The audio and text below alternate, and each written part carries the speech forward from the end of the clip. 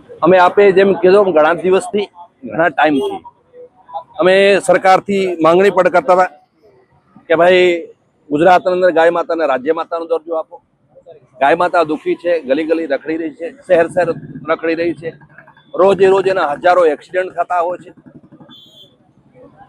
આ રાજ્યની અંદર 80% સમાજ સનાતની છે, જો ગાય માતાને પૂજે છે, ગાય માતાનું સન્માન કરે છે, ગાય માતાને દેવી માને છે. તો સનાતનીઓની માંગ છે, તમે શું કામ માંગ પૂરી નથી કરતા?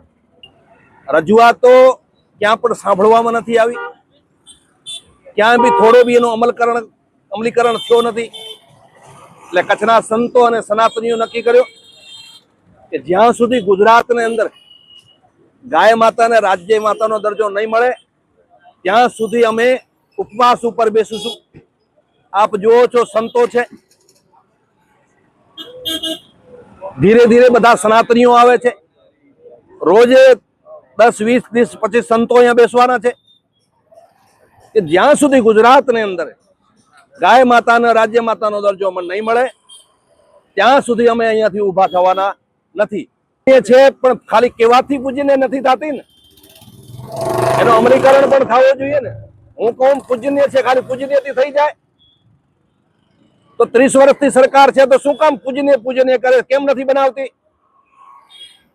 અને અમે સરકારના બધા સમર્થક છીએ, અમે બધા મત આપ્યા છે, સરકાર માટે પ્રચાર કર્યા છે, તો શું અમારો માંગણી નથી બનતી? અને અથવા સરકાર એમ કહે કે તમારી માંગણી ગેરવ્યાજબી છે, અથવા તો સરકાર એમ કહે કે ગાય હિન્દુત્વ નથી આવતી, તો બી અમે માની લઈએ. એટલે તકલીફ ક્યાં પડે છે?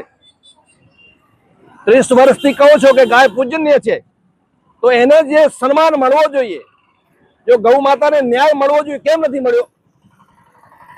એટલા માટે કથની અને કરણીમાં બે સમાનતા નથી. અને કથની અને કરણીમાં સમાનતા હોય ને તો અમારે બેસવો ન પડે. હજારો આપ જોયો છો છેલ્લા ગુજરાતના કેટલા ટાઈમથી ગૌરક્ષકો, ગૌ પ્રેમીઓ, સંતો માંગણી કરતા આવ્યા છે, અને છેલ્લા 2 મહિના તો અમે પ્રયાસ કરી રહ્યા છીએ. એનો કોઈ રિસ્પોન્સ નથી આવ્યો સરકાર તરફથી, માથાની જૂ નથી હલી. કલેક્ટરના માધ્યમથી સરકારને કરી છે. બીજેપીના 165 ધારાસભ્યો છે, 60 કે 65, બધાને મેં મારા લેટર લખ્યા છે, કોઈ રિસ્પોન્સ નથી. એટલે તમારો રિસ્પોન્સ ન આવ્યો એટલે તમારા માટે ગાય કઈ વસ્તુ નથી. શું ધારાસભ્યો તમે હિન્દુ નથી? શું સાંસદો તમે હિન્દુ નથી? અગર ધારાસભ્યો સાંસદો આમ કહી દે કે અમે હિન્દુ નથી તો અમે એના પાસે માંગણી કરવા નહીં જઈએ. ભાઈ લોકશાહી છે, લોકશાહીની અંદર આવી રીતે જ માંગણી કરાય.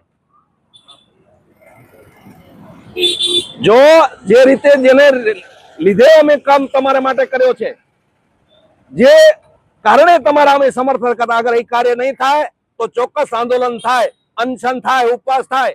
જ્યાં સુધી ગુજરાતની અંદર ગાય માતાને રાજ્ય માતાનો દરજ્જો નહીં મળે ત્યાં સુધી ચાલશે.